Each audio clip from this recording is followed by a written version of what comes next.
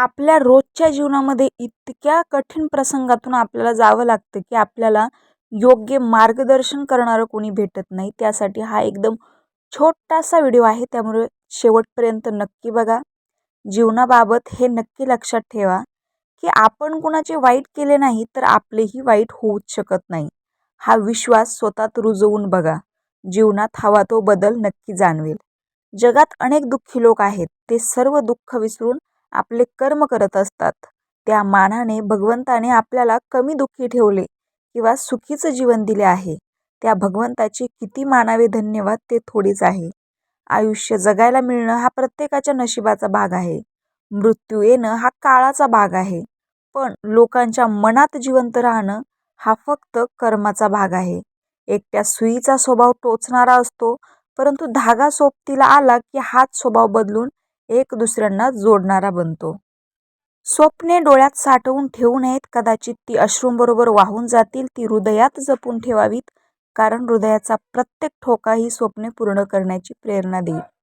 विष आणि गैरसमज एकाच ताकदीचे आहेत. विष एक थेंब शरीरात गेले तर तो जीवन संपवतो आणि गैरसमज कानात शिरला तर तो मोठमोठी नातीसुद्धा संपवतो. आंधळा माणूस एका मंदिरात गेला. मंदिरात दर्शन घेत असलेले लोक त्याला बघून म्हणाले, दर्शनाला आलाय, देवाला बघू शकणार का? आंधळा म्हणाला, काय फरक पडतोय? माझा देव तर मला पाहतोय ना. दृष्टी नाही तर दृष्टिकोन चांगला पाहिजे. वेळ चांगली असो वा वाईट, शब्दाला जागणं आणि शेवटपर्यंत साथ देणं हीच आपली ओळख आहे. आपलं जगणं दुसऱ्यासाठी जेवणातल्या मिठासारखं असावं. पाहिलं तर दिसणारच नाही, पण नसलं तर जेवणच जाणार नाही. जबाबदारी घेणाऱ्याकडे कोणतंही वय नसतं. कोण लहानपणापासून पार पाडत असतो तर कोणी 50शी ओलांडूनही टाळाटाळ करत असतो. जो पाण्याने अंघोळ करेल तो फक्त पोशाख बदलू शकतो, पण जो घामाने अंघोळ करेल तो इतिहास बदलू शकतो. दुःखाच्या दिवसामध्ये आनंदाची आशा ठेवणारी माणसं कुठल्याही प्रसंगी ठामपणे उभी राहतात. एखाद्याला आधार देताना असा आधार द्यावा की त्याला त्याची जाणीवही होऊ नये आणि उणीवही राहू नये. आयुष्याची पिशवी रिकामी असायला हवी, कारण भरलेल्या गाठोड्यांना अहंकार लवकर येतो. सुंदर दिसणं आणि पैसा असणं या दोन गोष्टी मनुष्याला खूप जास्तच गर्विष्ठ बनवतात. आपल्याकडे तितकंच असतं ज्या गोष्टींसाठी आपण पात्र असतो. दुसऱ्याकडे पाहून ओढणाऱ्या गोष्टी हा आपला मोह असतो. इतिहास हरणाऱ्यांची पण दखल घेते. फक्त तुमचं लढणं करणं इतकं प्रामाणिक असावं. सर्वांना हसवा, पण कधी कोणावर हसू नका. सर्वांचं दुःख वाटून घ्या, पण कधी कोणाला दुखवू नका. सर्वांच्या वाटेवर दीप लावा, पण कोणाचं हृदय जाळू नका. हीच जीवनाची रीत आहे.